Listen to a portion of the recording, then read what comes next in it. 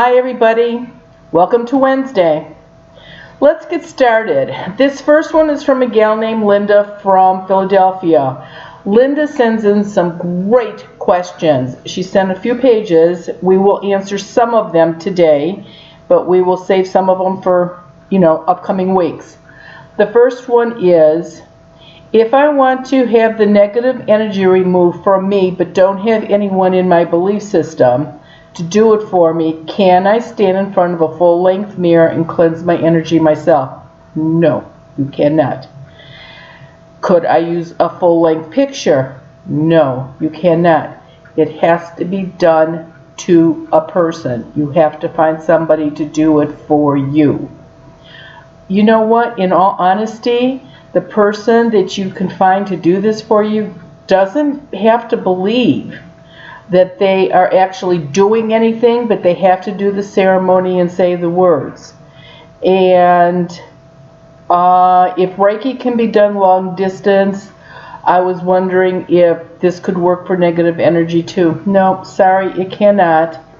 And would wearing a quincy pendant aid in performing this negative energy removal? Absolutely, positively, anybody that is removing negative energy from anybody or anything should have a quince seed on them. You don't want the negative energy. I mean, if a person is taking off the negative energy on you, they have their hands on your shoulders. You don't want that to be transferred to the person that is performing the little ceremony on you. The one good thing is, if you have negative energy on you and you wear a quince seed, unfortunately it doesn't remove the negative energy, but no more energy that is negative can attach to you. Negative energy attracts negative energy. Good energy attracts good energy. So you want to, at least wearing a quince seed, if you have negative energy on you, you will not get any more. Regarding spirits that have gone into the light, some psychics, mediums state that it takes spirits as much as 2 years to make contact with us here on earth. Absolutely true. Very rarely do you see it before 6 months, but it can take as long as 2 years. That is the truth. Her mother made herself known to her within 2 weeks. She was vacuuming the sofa and was moving to the area where she usually sat, and I heard her say, as clear as a bell, "Hello, Linda."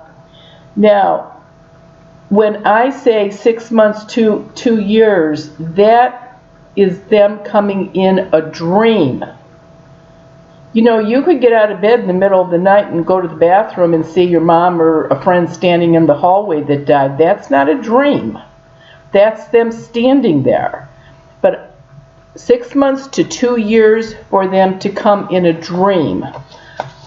Okay, let's see what else she wants. And the last one of hers that we'll do today is, if a person was mean, nasty, and disgruntled individual when they are alive and they die, do they keep that same spirit? Yeah, they do. If they were a nice, sweet person when they're alive, they're going to be a nice, sweet, earthbound spirit. If they were cantankerous and cranky and mean-spirited, that's the same way they're going to be as an earthbound spirit. When you go into the light and you get to where you're going, no, you get to be a nice person.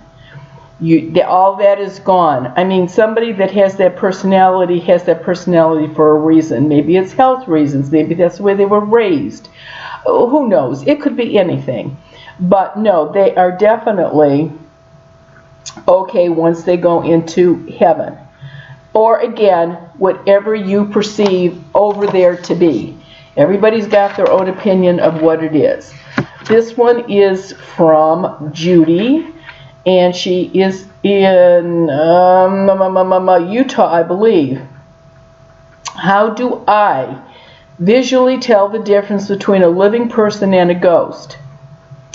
If a living person was a ghost, that I said totally wrong. If a ghost is sitting on a dining room chair and say there are slats on the back of that chair.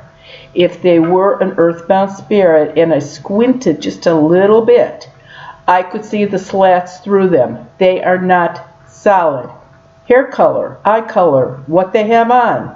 If they're smoking a cigarette, I can see all of that, but they are not totally solid like, like we are.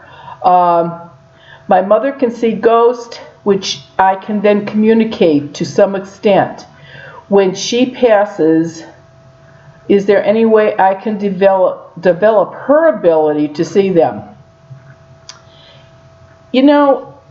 I suppose if you read enough and practice, and while your mom is still here, why don't you see if she can teach you how to do it? She may have some kind of, something that she does special that is able to do that. So I would check with her, read. I don't do it the way my grandmother could see it. Tara, my daughter, doesn't do it the way I do it. I've said so many times, no two people butter toast the same way. Nobody is going to do this the same way. And what's right for you may not be right for me, or vice versa. This gal is Margaret, and she is actually from Ohio. I live alone and was wondering if the TV or radio gives energy to homebound spirits. Earthbound, I think she means. No, absolutely not. They disrupt it. They burn out light bulbs. They can make your TV go staticky. They can make your cell phone, your landline not work, your computer not work, your printer. But they do not use the energy. What they use is when it aggravates you that the TV is going staticky or your cell phone won't work. That energy you're putting out is what they're using. So, no. Second question, my husband's ashes are in my home. Should I scatter or keep them? I don't know. What did he want? That's not what I want. It's what he wanted. And if you don't know what he wanted, then do what you feel is best. I mean, there are some people that keep a little and scatter a little. You don't have to keep them all, or you don't have to scatter them all. And she writes that she's enjoying the YouTube videos, which is really, really nice. This one is from Jennifer in Texas. Why do earthbound spirits avoid your quince seeds? I have relatives in Italy that do some kind of energy work on them. All I know is whatever it is that they do, it absolutely stops an earthbound spirit cold. There's just no ands, ifs, or buts about it. And, Indians, Native American Indians use tobacco leaves. People use crystals. A lot of Catholics have palm leaves. There are different things that different people use to protect their homes. Clover, four-leaf clover, horseshoes. But all I know is that as long as the quince seeds are in place, I never have to do that property again. If I don't have quince seeds, can I use sea salt to prevent an earthbound spirit from entering a residence? I've always used sea salt. Sea salt is fine. And I tell people to carry sea salt with you in your vehicle if you're a person that goes to garage sales or secondhand stores or antique stores. Something that you buy that's used, before you put it in your vehicle, sprinkle a little bit of sea salt on it. About 70 to 80% of the time, if something is attached to that item, it will not come home with you. So that would be the same percentage of using sea salt in your house.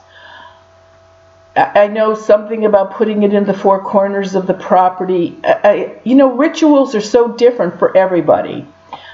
And if you can get your hands on blessed sea salt, gosh, that's even better than plain sea salt. And is there a particular type of smudge stick that I prefer? I buy sage, but I've seen different varieties. Sage, sweetgrass, yes. The one thing I do not recommend, however, is the smudge spray. It really has to do with the smoke from the smudge stick. So whatever you prefer, whatever scent you like better. Wearing a quince seed protects me, but doesn't keep an earthbound spirit from leaving a home, correct? Correct. All it does is keep your spirit in your house, your earthbound spirit, from getting close to you, 3.5, 4 feet close to you. Which, you know, is a good thing if you're in the shower or in the bathroom or sleeping. At least nobody's coming close to you. But it will not get them out of the house. Absolutely not. I have been showing a ton of pictures of earthbound spirits. And so today I thought I would show you a couple of pictures of spirits that have crossed over. The first one I'm going to show you, a lady delivered newspapers in the morning.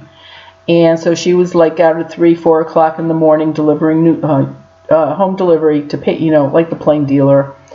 And she had her camera with her, and she's left the one house and was going to another house, and she looked up and she saw a cloud and thought, gosh, that looks just like a turtle.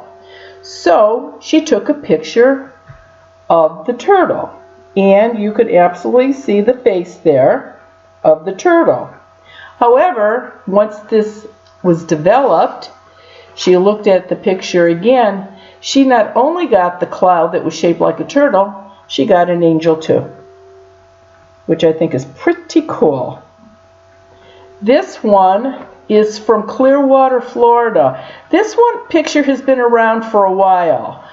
I do not have the negative to this one, but I still think it's an interesting picture, and I don't think somebody really could have messed this up because this is a pretty old picture. This was taken with film, not digital.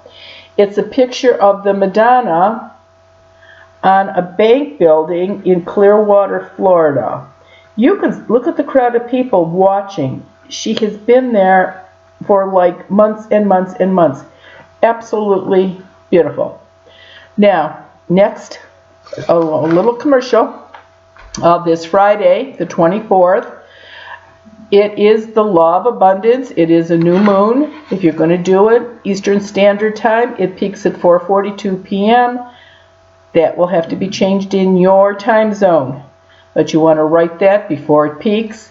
For those of you who need more information on the Law of Abundance, go to my website, MaryAnnWinkowski.com, and it will tell you how to do it. And this will be the last announcement for this Saturday, the 25th, at La Casa Bella Party Center in Oakwood Village. The doors open at 5:30, dinner at 6, talk is at 7. Pre-sale tickets only, and I'm sure that's because they have to have the right amount of food there. Again, Oakwood Village. Bring pictures. Let me look at them. I'll have all my products there. I'll be able to sign books if that's what you want. These talks are really a lot of fun, and the food's really good. So come on out to that. Next week, we're going to catch up on letters again because I have a lot of them. But I've been getting quite a few letters again about animals, pets. So if you have some questions, you can go back and look through some of the YouTubes that I have talked about animals.